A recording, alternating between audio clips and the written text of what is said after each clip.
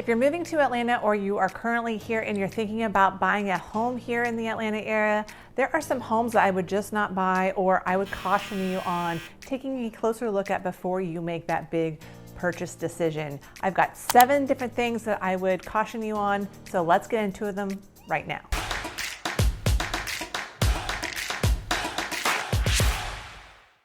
Hey guys, my name is Molly and welcome back to my channel where I talk all things living here in the Atlanta area. And today's video is going to be a little bit different. You know, I talk a lot about living in different neighborhoods, what they're like. But today I want to talk about houses and what you should expect when buying a home here in the Atlanta area. We have all sorts of types of homes, and there are some great ones, but there are some not great ones. And you know, they can look great online, and then you get into them physically and you're like, oh wow, this is not what I was expecting at all. So there are 7 things that I would like to caution you on. Now, not all of them are ones that I would say don't buy, but it's something to just be aware of. And there are certain ones on this list that I just flat out would not buy. So let's get into that list right now. Number 1 on my list, and I'm going to try to be as brief as I can because I don't think you want to hear me go on and on and on.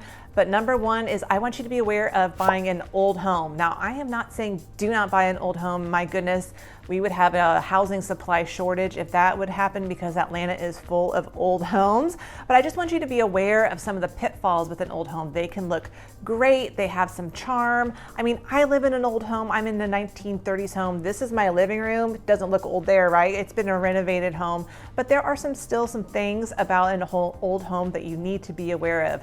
One of those would be electrical. You know, if it's got old electrical panels or wiring in the house, then that is definitely something you need to probably address. And I don't see it happen very often anymore, but every once in a while you'll get one with some old wiring, and an inspector should be able to pick up on that when they're doing a home inspection. But number 2 is the plumbing. Now, a lot of these old homes will have cast iron plumbing, maybe not in the entire house, but maybe just the piece that goes from the house to the street. I always suggest when you are buying an old home to get a sewer scope so you can see what is going on with that plumbing from the house to the street. Are there any roots intruding into that pipeline? Especially if you've got cast iron or terracotta, you can see a lot of root intrusions, or maybe just that the material is starting to erode away. And I will say, an inspector is going to note on their inspection report if there's cast iron. They'll probably say something to the effect of, hey, cast iron has a life of 50 to 70 years, budget for a replacement. Now, if it's not old, seller's not going to replace it, but it is just something to be cognizant of, that, you know, if there was a failure, that could be an expensive item to replace. There's still a lot of old homes out there that do not have that plumbing replaced. And I'm not saying it's a bad thing, but it's just something to be aware of. Other things with old homes, sometimes they can have not the greatest insulation. They can have old windows, so they could get really drafty in the winter time. And they may not be the most efficient when it comes to your electrical or gas bills. Again, not a deal killer, but it is just something to be cognizant of, that old homes kind of come with old problems and they can add up if they're not taken care of. Along those lines would be number 2 on my list, which is crawl spaces. Now, I am not saying don't buy a home on a crawl space, because most homes are on a crawl space unless you're buying new construction.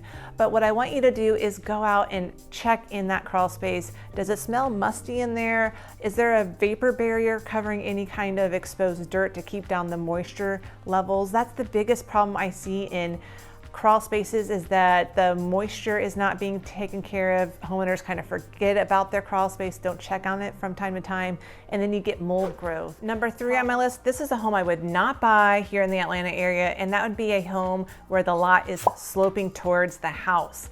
You know, imagine your house is here and you've got the front yard sloping towards the house this way, or the backyard sloping this way. I see this a lot in different neighborhoods. It's challenging here in Atlanta just because of the topography that we are in, but I would just not want to take on this risk, because every time it rains, where does that water go? It goes to the lowest point, which would be your house. That's going to mess up your foundation.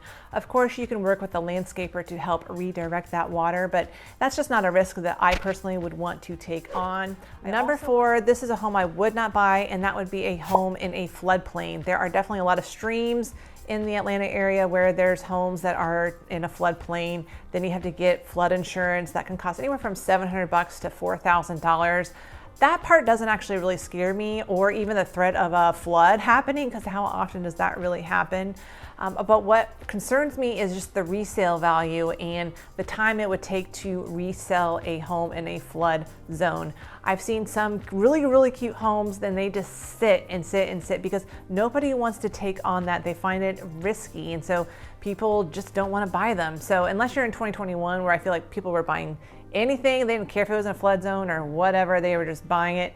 That's just one I would not buy, just strictly because of resale value and the time it would take to sell that home. And if you're in an urgent situation where you need your home sold tomorrow, you're probably gonna have to sell it at a deep discount to get it sold quickly. Number 5 on my list, now this is one I'm not saying don't buy, but it's just being cautious of, and that would be buying a flipped home. I've seen some great renovated homes, and I've seen some not so great renovated homes. You can usually tell the ones that are doing a good job of renovating a home versus the ones that aren't.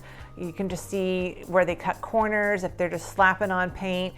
We had a real problem with, especially some homes like in the Southwest Atlanta areas, where homes were really cheap to buy, investors were coming in, quickly flipping them. And these are really old homes that have a lot of those old problems, and they weren't really addressing them. They were just basically changing the paint color, putting on a new countertop, calling it good, when actually there was a lot of underlying issues that they were just masking. So just be cognizant when you are looking at a renovated home, seeing if they are doing a quality job or just putting lipstick on a pig.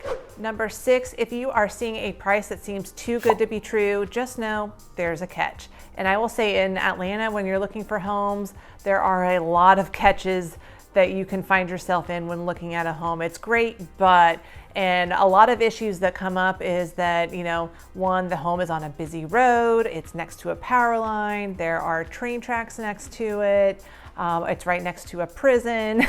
The list goes on, and I'll even see like some new construction, like they price it really attractively, and like, man, if this new construction was just 2 blocks down, it would be a whole different price point. It would be a lot more expensive. I'll find that here in Atlanta, especially in the in-town neighborhoods, some of these neighborhoods can be a block by block basis where it goes from nice to not so nice. And I've seen where they'll build these new construction townhomes in the not so nice grade area, and they will price them more attractive than what you'd pay if you went 2 blocks away. So if you are seeing a house that is too good to be true, there's probably a catch.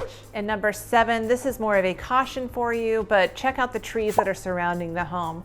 This is my personal experience. I've got a driveway, I don't have a garage. My neighbors have a pecan tree. Guess what happens every year? Those pecans drop onto our driveway. Our driveway is constantly a gross mess from those pecan stains. They also hit my car and stain my car, so I'm constantly having to wash my car.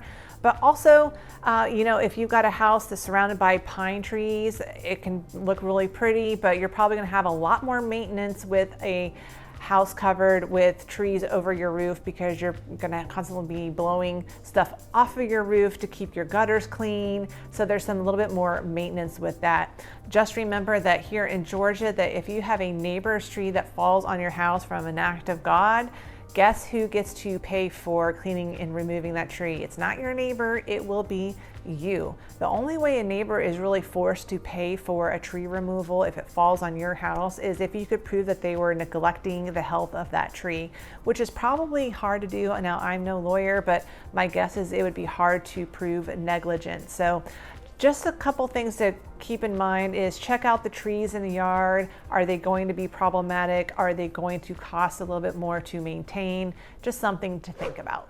All right, well, there is my list of 7 things that you need to be aware of when buying a home here in the Atlanta area. These are real issues.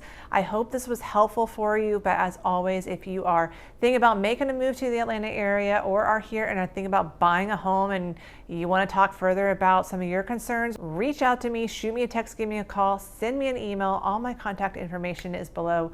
Would love to have a conversation with you and see how I can help you find the perfect house here in the Atlanta area.